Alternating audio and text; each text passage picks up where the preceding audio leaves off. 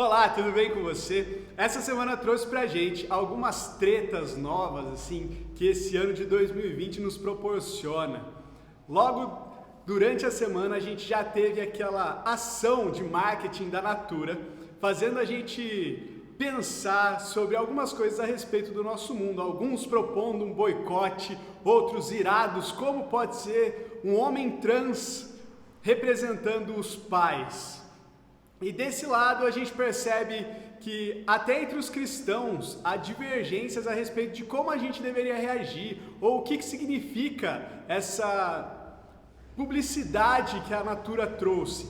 E eu não quero nessa noite que a gente tenha a pretensão assim de acabar com o problema ou de trazer uma resposta final, mas eu acho importante a gente começar a refletir a respeito de alguns aspectos da fé cristã que podem ajudar a gente a responder de forma melhor a essas publicidades do nosso tempo.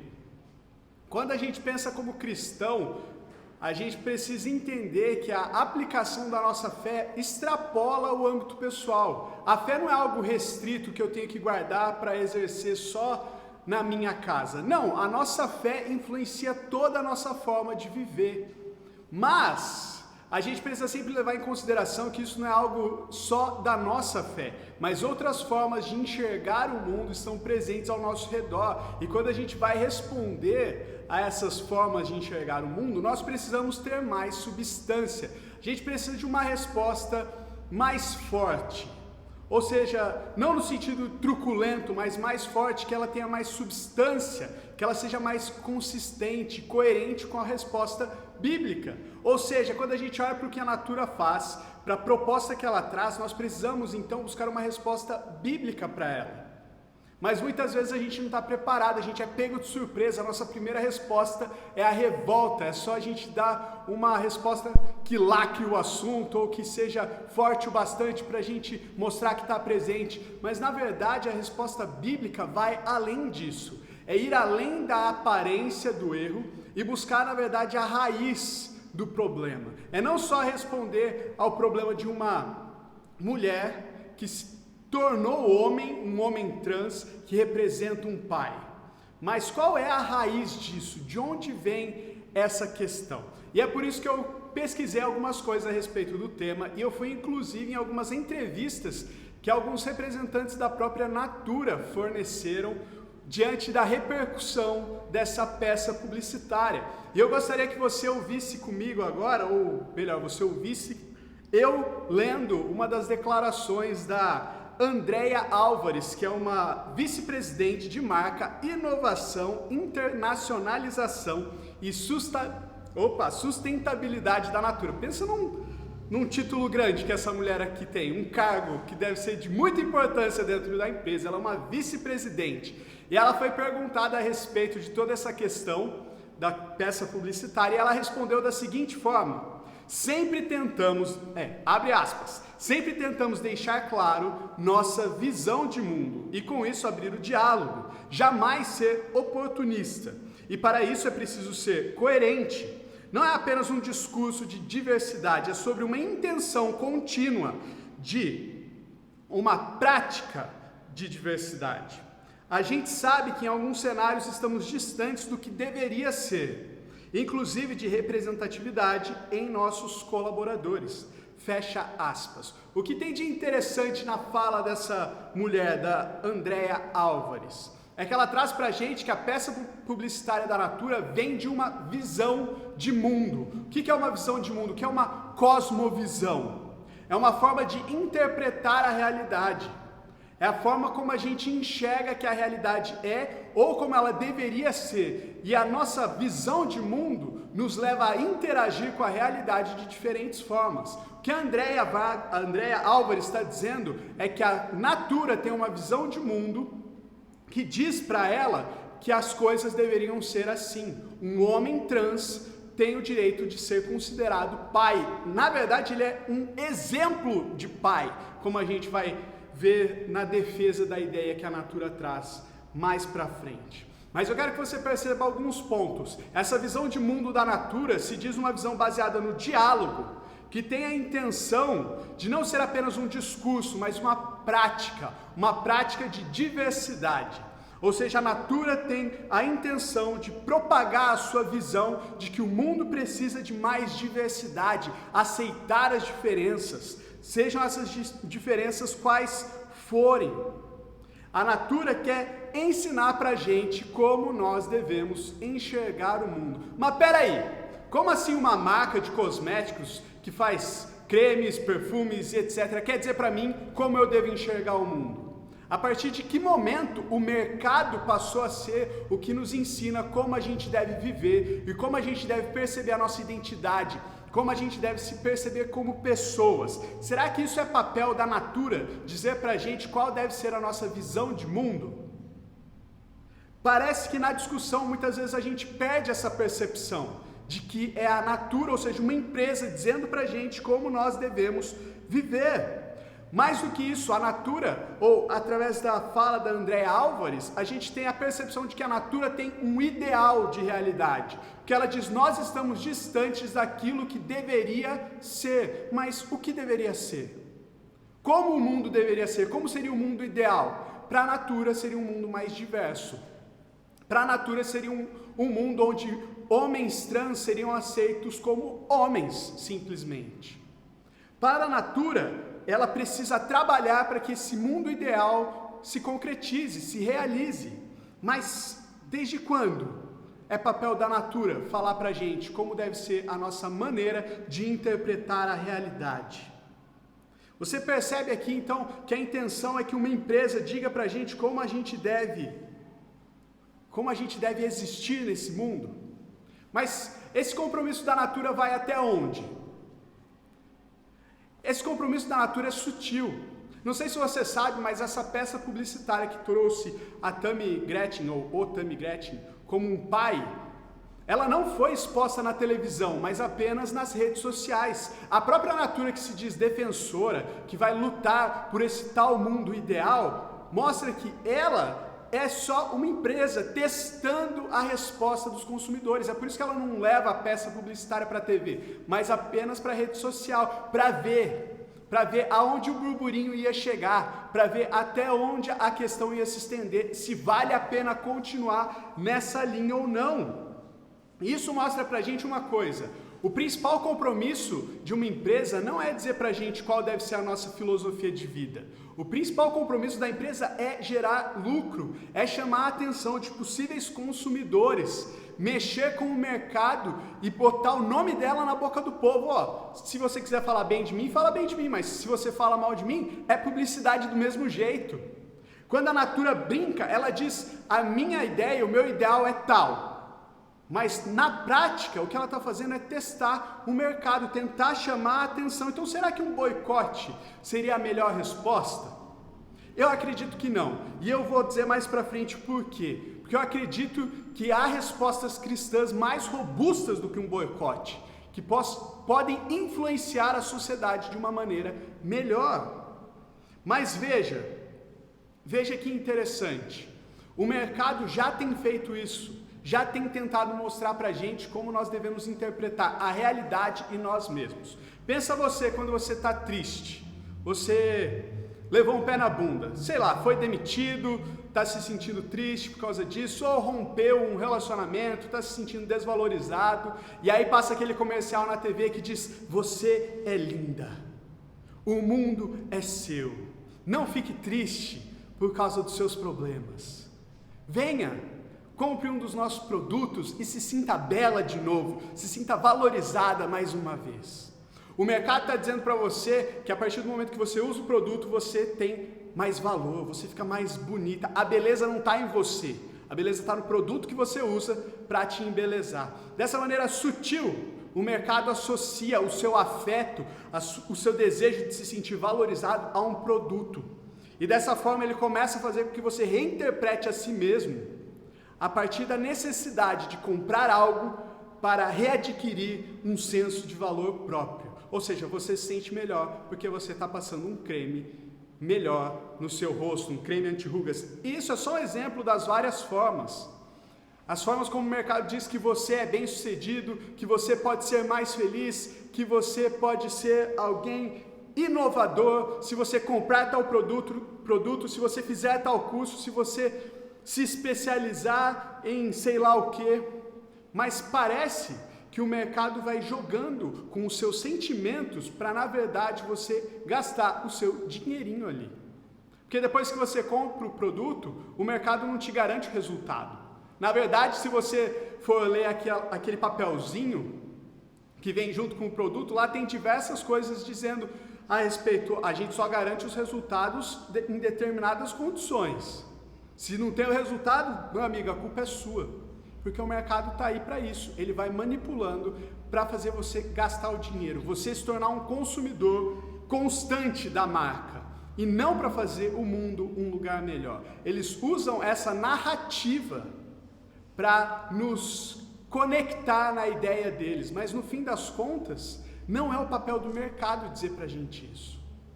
Não é o papel de uma empresa dizer para a gente qual deve ser o mundo ideal. A gente precisa ir mais a fundo para saber qual é o mundo que nós gostaríamos de viver. Será que a gente gostaria de viver num mundo regido, conduzido apenas pelo lucro, onde nós seremos vistos apenas como consumidores, ou nós queremos ser vistos como pessoas? Pessoas que têm sentimentos, pessoas que têm planos para o futuro, pessoas que são mais do que compradores, mas que são pessoas. Essa é uma das considerações que eu faço. Mas veja que interessante. Nós não temos essa questão da natura apenas na natura ou apenas no mercado. Nós temos isso também através do entretenimento, várias visões de mundo sendo propagadas através de seriados, novelas, filmes. Será que a gente está disposto a boicotar tudo isso? Algum tempo atrás foi sugerido um boicote à Netflix também. Outros boicotes já foram sugeridos. Mas de boicote em boicote, qual tem sido a nossa influência como cristãos na sociedade? Será que ela tem sido suficiente? Eu acredito que não. Eu acredito que os boicotes mostram que a gente não tem conseguido, na verdade, influenciar de maneira relevante o lugar onde a gente tem vivido. Eu não estou dizendo que a gente tem conseguido influenciar só a televisão. A gente não consegue influenciar a nossa vizinhança. A gente muitas vezes não consegue influenciar os nossos amigos. Pelo contrário, aos poucos a gente vai assumindo ideias que não são cristãs e a gente passa a viver de acordo com outras formas de ver o mundo. E é por isso que nós, como cristãos, precisamos de uma visão de mundo que realmente abranja toda a nossa vida, ou seja, toda a nossa vida sendo regida e conduzida pelo Evangelho, toda a nossa vida sendo conduzida, orientada pela presença de Jesus, que está vivo e que está em nós através do seu Espírito Santo. Nós não vamos influenciar o mundo através de boicotes, nós influenciamos o mundo quando a vida de Cristo é vista em nós. Nós influenciamos o mundo quando a nossa forma de ver a vida é mais semelhante com a vida de Cristo, quando nós praticamos aquilo que falamos, quando nós colocamos em prática a mensagem de Jesus. Nós precisamos não nos incomodar apenas com a natura, mas nos incomodar com toda a visão de mundo que é contrária ao senhorio de Jesus Cristo. Nós precisamos nos incomodar, sim, com as novelas que pouco a pouco vão inserindo valores na sociedade que são totalmente contrários ao Evangelho. Nós podemos fazer mais do que boicotar. Nós podemos falar a respeito dessas novelas, falar a respeito dessas visões de mundo e expor o contraponto que é a visão de mundo bíblica. Por que que nós, como cristãos, somos contrários ao adultério?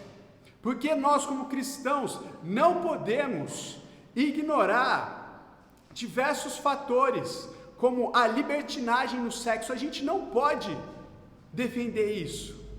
Nós, como cristãos, por que nós defendemos que não devemos abusar do álcool? Quais são os princípios e valores bíblicos, os princípios e valores cristãos que regem a nossa vida, que são contrários a isso, que expõem os problemas da sociedade atual? É mais do que um boicote, é uma vida que usa as nossas palavras, as nossas atitudes, a nossa existência como uma defesa do Evangelho. As pessoas podem ver que Deus existe através da criação, através da palavra de Deus, mas também através da sua vida. Nós, como pessoas, como cristãos e nós, como igreja, somos essa resposta ao mundo. Um mundo que está em uma visão de existência incoerente. Eu quero que você perceba comigo alguns fatores a respeito da ideia da natura. Outra fala da Andréa Álvares é a seguinte: isso vale para desafios ambientais e sociais. O avanço deve ser um movimento contínuo de diálogo, aprendizado e melhoria. O que é isso que vale a pena? Vale para eles a ideia de melhorar o mundo, de influenciar o mundo a partir da diversidade, é algo não só a respeito de homens e mulheres trans, mas também a respeito de questões sociais e ambientais. Mas eu quero que você perceba o conceito do que é verdade aqui, ou de onde vem a ideia do mundo ideal. A ideia do mundo ideal vem do avanço, que é um movimento contínuo de diálogo, aprendizado e melhoria. Isso aqui parece bonitinho, mas na verdade não é, porque o que ela está dizendo, que não é criado por ela, na verdade é dialética hegeliana, significa o seguinte: a verdade não existe, a verdade não foi descoberta. Existe uma ideia contrária no mundo. Essas ideias, a respeito de qualquer coisa, elas vão se chocar, vão entrar em diálogo e elas geram uma nova ideia. E por sua vez, essa nova ideia vai encontrar uma ideia oposta que vão se chocar e vão continuar nesse processo. É um processo infinito. Isso mostra que a verdade é relativa para eles. O que é verdade hoje não necessariamente é verdade amanhã. Porque essa verdade que nós defendemos hoje vai encontrar uma contraproposta e elas vão gerar uma terceira verdade. Então o mundo está sempre encontrando novas verdades, ele está sempre encontrando novos fundamentos. Isso é bíblico? Isso a gente pode concordar enquanto cristão? É claro que não. Porque para nós cristãos a verdade é Jesus Cristo. E Ele é o mesmo ontem, hoje e sempre. A verdade é absoluta e a verdade está em Deus. A nossa visão de mundo diz que o mundo ideal é o mundo de acordo com a vontade de Deus. O nosso sonho, o nosso desejo é que o mundo inteiro se renda a Deus como Salvador, a Jesus Cristo como único, suficiente Senhor e Salvador. Isso significa aquele que perdoa os nossos pecados e aquele que nos ensina a viver. Nós não podemos acreditar então que a verdade está o tempo todo em questão de processo de se transformar, que ela é relativa, que um pode ter a verdade dele, o outro tem a outra verdade, e um terceiro vai ter uma verdade, e essas verdades vão se chocar no universo, gerando novas verdades. Não, a verdade é absoluta em Deus. O que a natura está propondo para a gente, o que esse discurso propõe para a gente, é que a gente abandone a nossa visão de verdade e aceite uma visão de verdade progressiva. Ou seja, você pensa de um jeito hoje, mas amanhã você pode estar pensando de um outro jeito, então você segue sua vida daquele outro jeito. E dessa forma, tudo é relativo. Não existe verdade, não existe errado. É só uma questão do momento em que nós estamos vivendo. Amanhã, todas as regras podem mudar. Amanhã, todos os valores e princípios de vida podem mudar. Nós, como cristãos, não podemos viver assim. E eu quero dizer mais para você. As pessoas que seguem a vida desse jeito também não podem viver assim, porque essa visão de vida, essa visão de mundo é inconsistente. Quero que você veja comigo, a partir do momento que houve o rebuliço, houve a treta por causa dessa peça publicitária, muitas pessoas começaram a falar, começou a pipocar questões, alguns atacando, outros defendendo, e aí você tem a fala da própria Andréa, a respeito do porquê a Tammy Gretchen foi escolhida como exemplo de pai. E depois você tem uma fala da Gretchen, que é a mãe da Tammy, também defendendo porque ela é, ou ele é, um bom pai. E eu quero que você preste atenção. Tammy é um exemplo de pai presente, atuante, amoroso e cuidadoso. Prestou atenção nessas características de pai? Ser pai é ser um pai presente, que ama. E aqui é chocante talvez para algumas pessoas ouvirem isso, mas um pai bom é um pai que sustenta e protege sua mulher. Quero saber como as feministas reagem a essa frase aqui. Porque um pai que protege e sustenta a mulher não precisa do homem. A gente começa a ver um choque entre as cosmovisões ou as visões de mundo da minoria. Mas não é esse o ponto aqui. O ponto é, de onde vem essa definição do que é ser um bom pai? De onde vem a visão ideal do que é ser pai? Um pai que ama, um pai que é presente, um pai que sustenta, um pai que protege. Não é da visão de mundo que a Natura defende.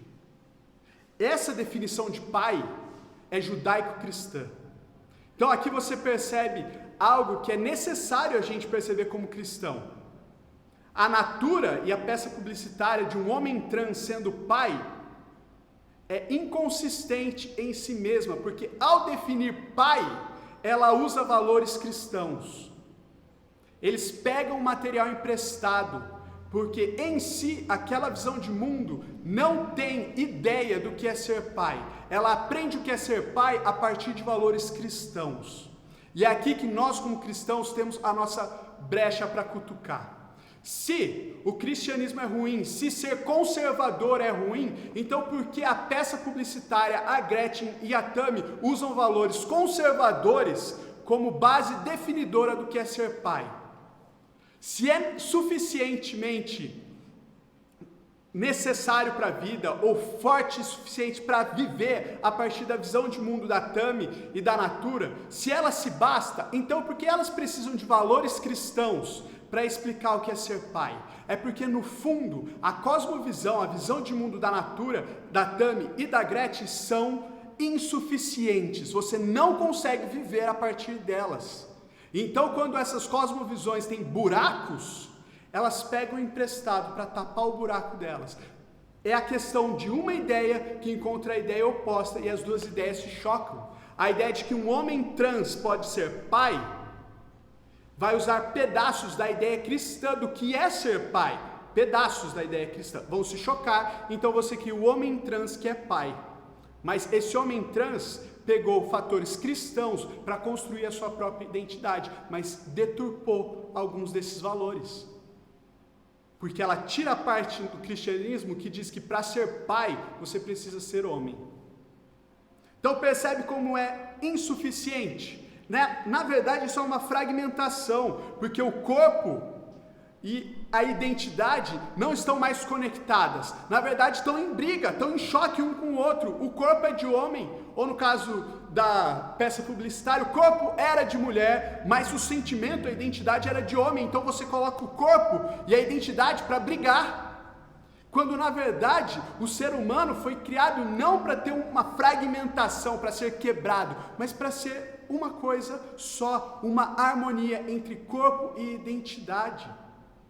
Quando a gente vê mulheres que querem se tornar homens, e a gente diz, estão no direito delas.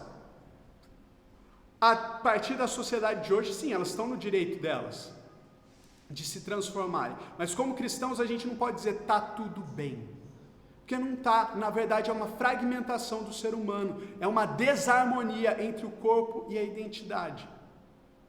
Como cristãos nós acreditamos em um Deus que nos criou, que nos fez. Quando a gente diz então que uma mulher pode estar certa em se ver como homem e então a partir disso fazer diversos procedimentos médicos para se transformar, de maneira bem simples a gente está falando que Deus errou. Deus errou, Ele colocou um homem no corpo de uma mulher. Putz, na hora de fazer lá a criação, Deus foi relapso, Ele prestou atenção em outra coisa. Às vezes um anjo tropeçou na mesa de Deus e caiu uma gotinha ali de masculinidade na mistura da feminilidade. Será que é isso? Será que a gente acredita que Deus pode ter errado? Será que a gente acredita que incentivar uma desarmonia no ser humano entre corpo e identidade é a coisa certa? Fica o questionamento a respeito disso, mas eu quero que você perceba aqui. Quando essa nova visão de mundo usa valores cristãos, ela tenta recriar algo, como se essa nova visão de mundo fosse a criadora. E a gente percebe os valores cristãos bíblicos a respeito de ser pai de maneira muito clara, sendo repetidos por eles. Eu vou usar alguns versículos como exemplo para nós aqui. Provérbios 3, versículos 11 e 12, diz assim: meu filho, não despreze a disciplina do Senhor, nem se magoe com a sua repreensão, pois o Senhor disciplina quem ama, assim como o pai faz ao filho de quem deseja o bem. Então, quem é o pai? O pai é aquele que deseja o bem do filho, é aquele que disciplina o filho, é aquele que ama o filho. Esse é o papel do pai. E o pai tem a sua inspiração para ser pai em Deus. Veja o segundo versículo que está lá em Lucas 11, versículos 11 e 13. Diz assim: qual pai do meio de vocês, se o filho pedir um peixe, em lugar disso, lhe dará uma cobra?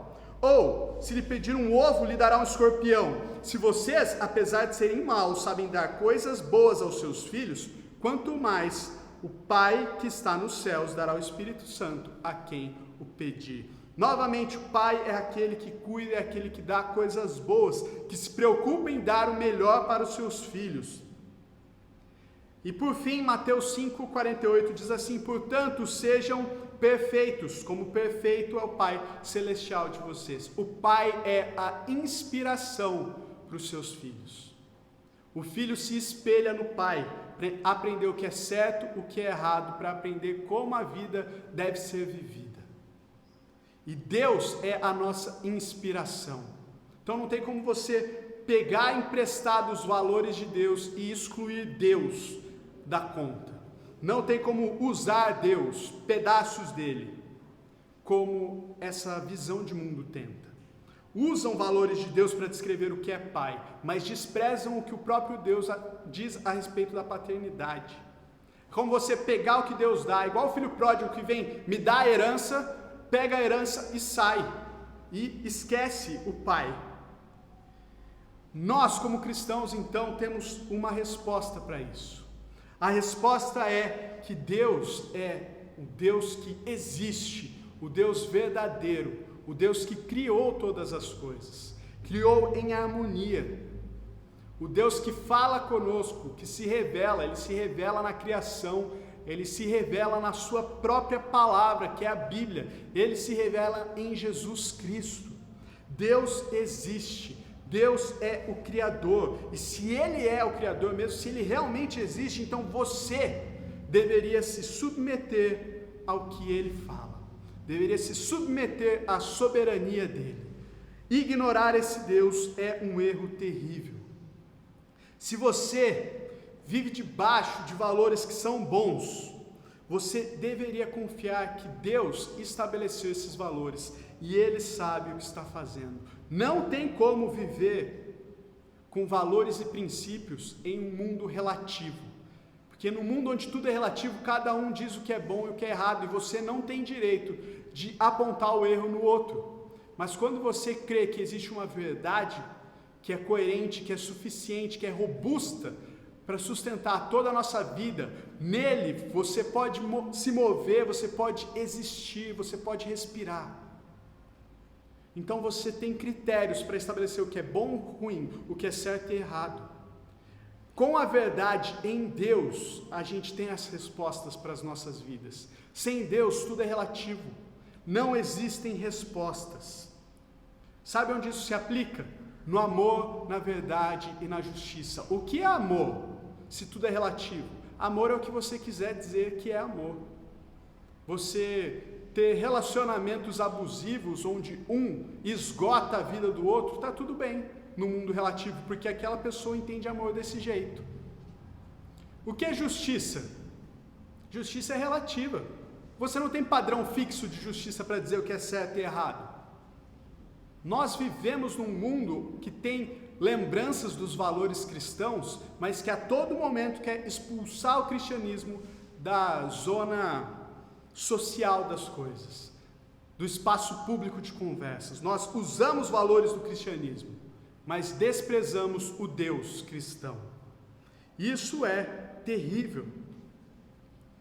Como então nós, como cristãos, respondemos a essas questões? Vou falar bem rapidamente usando o exemplo de Paulo, em Atos capítulo 17. Paulo nos mostra a mensagem e as causas da mensagem cristã. Paulo, em Atos 17, está pregando o evangelho e à medida que ele vai pregando, ele é perseguido por falar a respeito de Deus, de Jesus Cristo, de morte e ressurreição. Paulo é perseguido por falar sobre pecado, da mesma forma que hoje em dia nós também temos esse tipo de perseguição.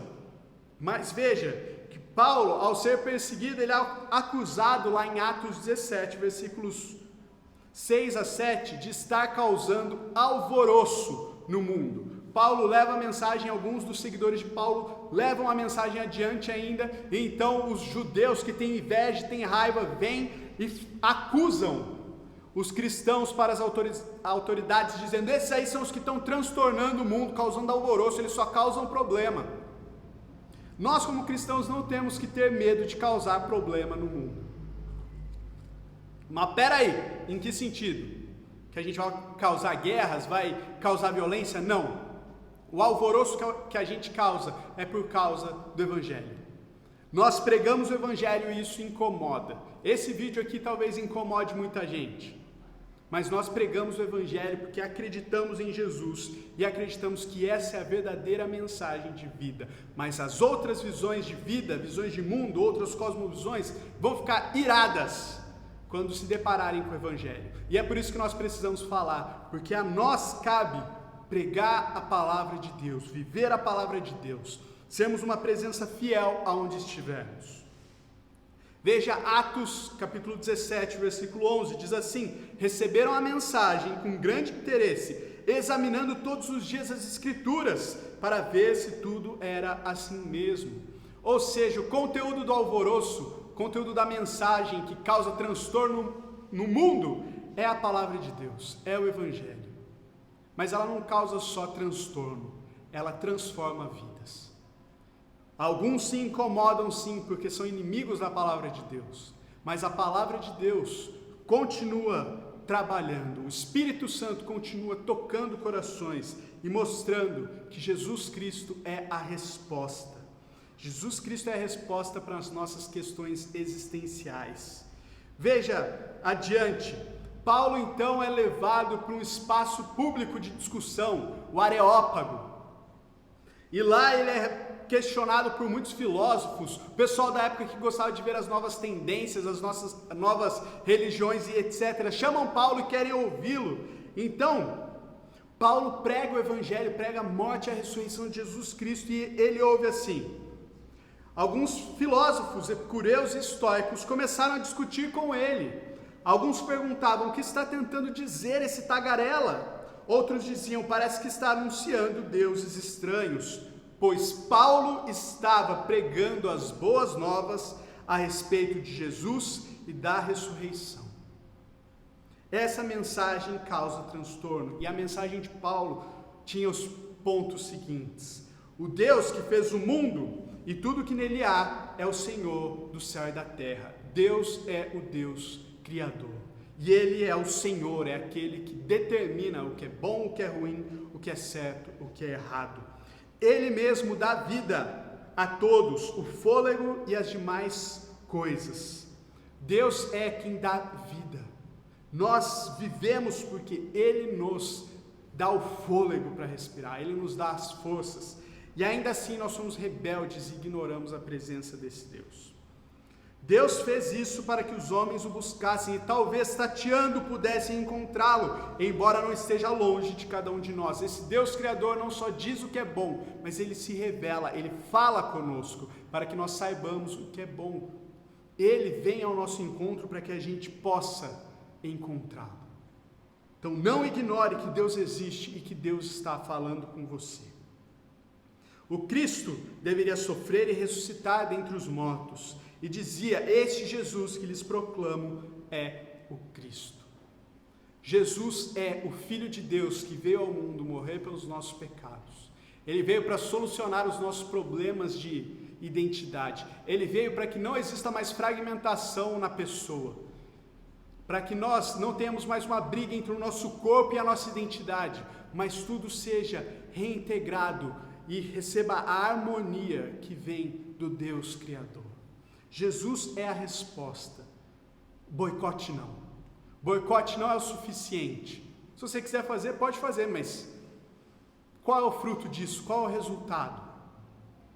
Resultado mesmo, diferença mesmo, transformação mesmo, vem a partir do momento que nós nos rendemos ao senhorio de Cristo, reconhecemos que somos pecadores e que precisamos viver de acordo com a vontade de Deus. Para fechar, eu vou usar uma frase ou um trecho de um texto que o Pedro Dutti escreveu, muito interessante sobre esse tema. Ele diz assim: nesse dia dos pais, preocupe-se menos em boicotar as empresas e se concentre nos clamores da cultura. Está claro que nós precisamos de melhores pais, mas qual é o parâmetro? De onde vêm essas marcas? Não é a Tami, Marcos Mion, muito menos eu. O Deus e Pai do nosso Senhor Jesus Cristo não só é o parâmetro, mas a condição de possibilidade de toda parentalidade verdadeira e abençoadora. Isso aqui é o que o Pedro Dutti diz para nós. Ele é um pastor presbiteriano que nos traz essa reflexão. Para que possam existir bons pais, esses pais precisam se inspirar nos valores que vêm do Pai eterno. Para que a sociedade seja transformada, ela precisa ser alcançada, tocada e desafiada pela mensagem do Deus que é a verdade eternamente. Você quer responder melhor ao mundo? Então comece a aprender mais a respeito da vida cristã e comece a colocar isso em prática dia a dia, como uma presença em meio à sociedade. Que os seus posts no Facebook, no Instagram e etc. sejam mais cheios do Evangelho de Jesus Cristo.